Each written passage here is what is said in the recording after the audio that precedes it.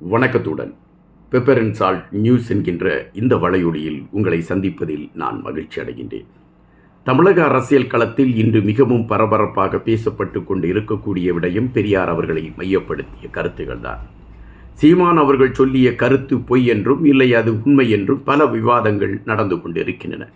இந்த சூழலில் பெரியார் பேசியதாக சிலப்பதிகாரத்தை அருவருக்கத்தக்க ஒரு நூல் என்று பெரியார் குறிப்பிட்டார் என்கின்ற செய்திகளை மையப்படுத்திய கருத்துகளும், அல்லது பெரியார் தமிழர்களை இப்படி இழித்து பேசினார் என்பதை மையப்படுத்திய செய்திகளும், பெரியார் உயர்வான கருத்துக்களை கொண்டவராக இருந்தார் என்கின்ற செய்திகளும், பெரியார் இளைஞராக இருக்கக்கூடிய சூழலில் அவர் மைனராக வாழ்ந்து பல பெண்களோடு தவறாக இருந்தார் என்பது போன்று சித்தரிக்கக்கூடிய செய்திகளையும் பலர் கூறக்கூடிய ஒரு களங்கள் உருவாக்கப்பட்டிருக்கிறது. இந்த களங்கள் ஆரோக்கியமானதா அல்லது இந்த களங்கள் தேவையானதா என்கின்ற கேள்விக்குள் பலர் சென்று கொண்டிருக்கின்றார்கள். பலர் பெரியாருக்கு ஆதரவாக களத்தில் இருக்கிறார்கள், பலர் பெரியாருடைய கருத்துக்களை எதிர்த்து களத்தில் நிற்கின்றார்கள். ஆனால் சீமான் அவர்கள் சொன்ன இந்த கருத்து உண்மையிலே பெரியாரால் பேசப்பட்டதா? இந்த கேள்வி எல்லோருடைய மனதிலுமே எழும்பிக் கொண்டு இருக்கின்றன. 2017ஆம் ஆண்டு பரவலாக சமூக வலைதளங்களில் ஒரு செய்தி பரவத் தொடங்கியது. அந்த செய்தி எதனை மையப்படுத்திய செய்தி என்றால், பெரியார் குறிப்பிட்டதாக சில செய்திகளை பதிவிட்டிருந்தார்கள். அப்படி பதிவிட்ட அந்த செய்தியில்தான் பெரியார் பெண் ஆண் உறவுகளை குறித்து பேசிய விடயம் பெரும் சர்ச்சையான ஒரு பதிவு என்கின்ற கருத்துக்களை அது பதிவிடப்பட்டிருந்தது. ஆனால் இந்த கருத்துகள் அப்பொழுது பேசப்பட்டன என்பதோடு அது அமைதியாகிவிட்டது. அதன் பின்பு அவ்வப்போது இந்த செய்திகள் வெளியே வருவது வாடிக்கை. அதன் பின்பு மீண்டும் இது அமைதியாகிவிடும். இந்த சூழலில்தான் புதுச்சேரியில் சீமான் அவர்கள் இந்த செய்திக்கு ஒரு வலு கொடுத்த களத்தை அவர் முன்னெடுத்து வைத்தார். பெரியார் இதுபோன்ற கருத்துக்களை அவர் எடுத்து வைத்திருக்கிறார்.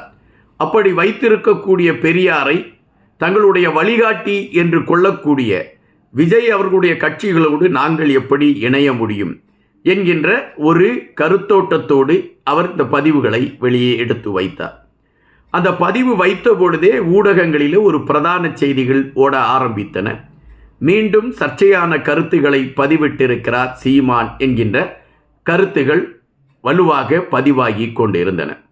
உடனடியாக பெரியாரை மையப்படுத்தி சீமான் இதுபோன்ற கருத்துக்களை வைப்பது இது முதல் முறையல்ல, எனவே சீமான் அவர்களை எதிர்க்க வேண்டும் என்கின்ற களத்திலே பெரியாரை மையப்படுத்தியவர்கள் தீவிரமாக களத்தில் இறங்கினார்கள். சீமான் அவர்கள் மீது 60ற்கு மேற்பட்ட வழக்குகள் பதிவு செய்யப்பட்டிருக்கின்றன. இந்த வழக்கின் விசாரணைகள் எந்த கோணத்தில் செல்லும், பொங்கல் தினத்தன்று சீமான் கைது செய்வதற்கான களங்கள் இருக்கிறதா என்கின்ற பல கேள்விகள் மக்கள் மத்தியிலே எழும்பிக் கொண்டு இருக்கின்றன. இந்த சூழலில் சீமான் அவர்களால் எடுத்து வைக்கப்பட்ட அந்த கருத்து உண்மைதானா? பெரியார் அப்படி ஒரு கருத்தை சொல்லி இருந்தாரா? அப்படி சொல்லி இருந்தார் என்றால் அது எந்த காலகட்டத்தில் சொல்லி இருக்கிறார் போன்ற பல விடயங்கள் கேள்விகளாக எழும்பியிருக்கின்றன. எனவே இதை குறித்து நாம் தேட வேண்டும் என்கின்ற ஒரு எண்ணம் ஏற்பட்டது. காரணம், மிக சர்ச்சையான ஒரு கருத்தாக பதிவாகி கொண்டிருக்கிறது. இதில் உண்மை இருக்கிறதா என்கின்ற ஒரு விடயத்தை நாம் மையப்படுத்தி தேடலுக்குள் இறங்கினோம். பெரியார் இந்த விடயத்தை எப்பொழுது சொல்லி இருக்கிறார் என்று மற்றவர்கள் சொல்கிறார்கள் என்கின்ற பொழுது அதற்கு ஒரு குறிப்பிட்ட ஆதாரத்தை அவர்கள் குறிப்பிட்டார்கள். 1953ஆம் ஆண்டு மே 11ஆம் தேதி விடுதலை என்கின்ற இதழில்தான் பெரியார் இதுபோன்ற கருத்துக்களை பதிவிட்டிருந்தார் என்பதுதான் செய்தி. உண்மையிலே பெரியார் ஆண் பெண் உறவை குறித்து இதுபோன்ற கருத்துக்களை பதிவிட்டிருந்தாரா என்கின்ற கேள்வியோடு அந்த காலகட்டத்தில் உள்ள அந்த நாளிதழை தேடக்கூடிய களத்தை எடுத்தோம். அப்படி தேடுகின்ற பொழுது சில இணையதளங்களில் அந்த நாளிதழ் கிடைப்பதற்கான ஒரு வாய்ப்புகளும் இருந்தது. அதை படிக்கக்கூடிய ஒரு களத்தையும் எடுத்தோம். அந்த அன்று வெளியான அந்த நாளிதழில் சென்னையில் நடந்த ஒரு மாநாட்டை குறித்த செய்தி பெரிதாக பேசப்பட்டதாக அதிலே குறிப்பிடப்பட்டிருக்கின்றது. வேறு எந்தவிதமான கருத்துகளும் பெண்ணியமும் ஆணியத்தையும் சார்ந்து பெரியார் அவர்கள் சொல்லவில்லை என்பது ஒரு உறுதியான கருத்தாக இருந்தது. ஆனால் இந்த இணையதளத்தில் வந்திருக்கக்கூடிய இந்த ஒரு அந்த ஆதாரத்தை மட்டும் வைத்து அதை உண்மை என்று சொல்லிவிட முடியாது. எனவே விடுதலை நாளிதழ் 1953ஆம் ஆண்டு மே 11ஆம் தேதி வெளியாகி இருக்கிற அந்த விடுதலை நாளிதழை நேரடியாக அதை சென்று பார்க்கக்கூடிய களங்களை நாம் எடுத்து பயணித்தோம். அதற்கான முயற்சிகள் எடுத்த பொழுது அந்த நாளிதழ் நமக்கு கிடைக்கக்கூடிய ஒரு வாய்ப்பு இருந்தது. அந்த நாளிதழில் அனைத்து பக்கங்களையுமே மெதுவாக இருந்து படித்து பார்த்தோம். அப்படி படித்து பார்க்கின்ற பொழுது எந்த இடத்திலுமே பெரியார் இதுபோன்ற கருத்துக்களை அவர் பதிவிடவில்லை. இது உண்மையைத்தான் நாம் குறிப்பிடுகின்றோம். அப்படி என்றால் பெரியார் மீது எதற்காக இப்படி ஒரு வன்மையான கருத்து வைக்கப்படுகிறது, அல்லது பெரியாரை எதிர்த்து எதற்காக இவ்வளவு ஒரு பிரச்சனை கிளப்பப்படுகிறது, அதுவும் இத்தனை ஆண்டுகள் கழித்து என்கின்ற கேள்விகளுக்குள் நாம் போகின்ற பொழுது தமிழர்களை சிதைக்க வேண்டும் என்று அதாவது தமிழர்களை சிதைக்க வேண்டும் என்கின்ற நிலைப்பாட்டில் உருவாக்கப்பட்டிருக்கக்கூடிய ஒரு திட்டமிடுதலா இது என்கின்ற கேள்வி எழும்புகின்றன. இப்பொழுது ஊடகங்கள் நடத்தி கொண்டிருக்கக்கூடிய அல்லது ஊடகங்களால் நடத்தப்பட்டு கொண்டிருக்கக்கூடிய பெரும்பாலான விவாதங்களில் இது சார்ந்த கருத்துகள் எடுத்து வைக்கப்படுகின்றது. இங்கு இருவேறு கருத்துகள் உண்டு. ஒன்று, நாங்கள் தமிழர்கள் என்று சொல்வதை நீங்கள் ஏன் வெறுக்க வேண்டும்? நீங்கள் தமிழ்நாட்டில் ஆட்சி செய்கிறீர்கள், தமிழர்களுடைய வாக்குகளை நம்பி பயணிக்கின்றீர்கள், தமிழர்களுக்கு தேவையான விடயங்களை செய்யுங்கள் என்று நாங்கள் கேட்டால் நீங்கள் உடனடியாக திராவிடர்கள் என்று சொல்லிக்கொண்டு நிற்பதின் அர்த்தம் என்ன? இந்த கேள்வி வலுவாகவே பதிவாகி கொண்டு இருக்கின்றது. இது மக்கள் மன்றத்திலும் பதிவாக ஆரம்பித்திருக்கின்றது.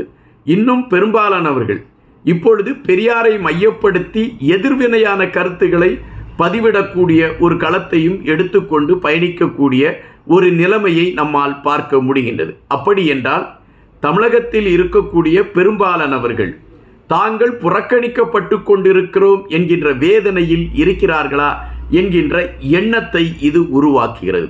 நீங்கள் திராவிடத்தை மையப்படுத்தி பேசுகின்றீர்கள், திராவிடம் என்று குறிப்பிடுகிறீர்கள், இதிலெல்லாம் எங்களுக்கு மாற்று கருத்தல்ல. ஆனால் தமிழர்களுக்கு கிடைக்கக்கூடிய உரிமைகளுக்காக நீங்கள் போராட வேண்டும் என்கின்ற வருத்தம், அல்லது போராடாமல் இருக்கிறீர்கள் என்ற வருத்தம் எங்களிடம் இருக்கிறது என்பதை பெரும்பாலானோர்கள் பதிவு செய்கிறார்களோ என்கின்ற எண்ணம் வருகின்றது. காரணம், பெரும்பாலான ஊடகங்களில் இன்று பேசப்பட்டு கொண்டிருக்கக்கூடிய செய்திகள் இதை முதன்மையாக்க கொண்டு இருக்கின்றது. இப்பொழுது நாம் தமிழர் இயக்கத்தை சார்ந்த அதன் ஒருங்கிணைப்பாளர் சீமான் அவர்களுடைய கட்சி மாநில கட்சிக்கான அங்கீகாரத்தை பெற்றுவிட்டது.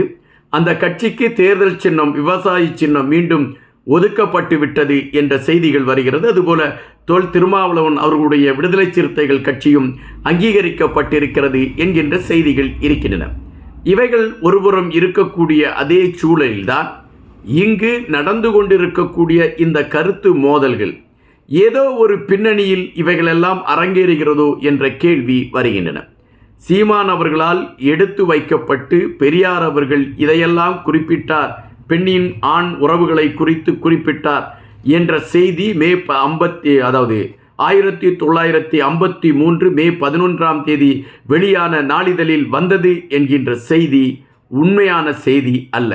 ஆனால் ஏதோ ஒரு கருத்தியல் மோதலுக்காக ஒரு இல்லாத ஒரு செய்தி இங்கு பெரிதுபடுத்தப்பட்டிருக்கிறதா, அல்லது இதுவரை தமிழர்கள் ஓரங்கட்டப்பட்டு கொண்டு இருக்கிறார்கள், அவர்களுடைய முகத்தை வெளியே கொண்டு வர வேண்டும், அப்படி என்றால் எதிரணியில் இருக்கக்கூடிய தலைவர்களை இகழ்ந்து பேசுவதற்கான அல்லது இல்லாத ஒன்றை சொல்வதற்கான களத்தை கையில் எடுக்க வேண்டிய நிர்பந்தம் நமக்கு ஏற்பட்டு விட்டது என்பதை மையப்படுத்தி இது போன்ற கருத்துகள் எடுத்து வைக்கப்படுகிறதா என்கின்ற கேள்விகள் நம் மனதிற்குள் எழும்புகின்றன.